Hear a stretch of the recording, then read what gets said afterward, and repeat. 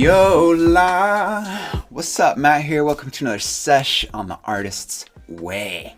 Alright, let's throw it back to when we were just tiny little people, just discovering how to create something from nothing. I remember in kindergarten when we learned how to mix colors together. Oh my goodness, I was so excited to show my parents how to create the color green by mixing blue and yellow. It was so magical to me, and still is.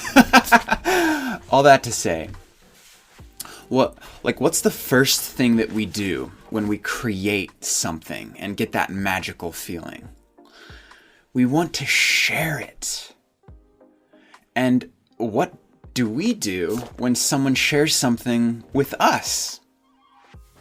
Well, we tell them what we think. This is criticism.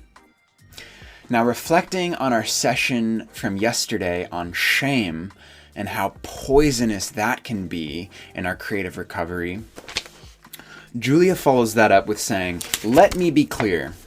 Not all criticism is shaming. In fact, even the most severe criticism, when it fairly hits the mark, is apt to be greeted by an internal aha, if it shows the artist a new and valid path for work. The criticism that damages is that which disparages, dismisses, ridicules, or condemns. It is frequently vicious, but vague, and difficult to refute.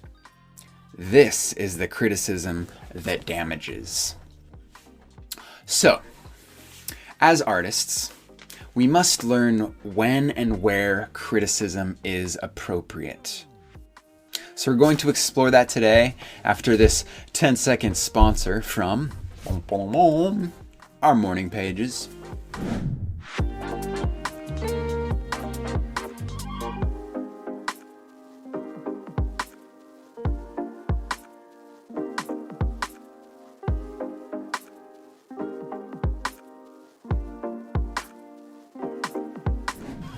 Okay, so we will inevitably get hit with criticism that is just flat out no good, even from a well-meaning friend at times.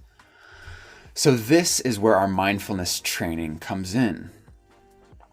It is in the eye of that critical storm when we can take the seat of awareness, notice this criticism, how it makes us feel, inspired or shamed. And if we feel inspired, wonderful. Thank you, critic, for showing me my next steps. If we feel shamed, let's roll up our sleeves a bit and practice creating a safe internal environment that protects our artist child from that unserving shame.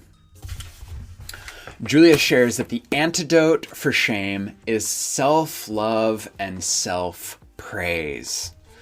And sometimes this is much easier after the fact, when we can reflect on the abusive criticism and then heal from it. And our morning pages are a great place to do this reflective healing. So we're going to play with this more tomorrow since it's such an important aspect to our creative recovery.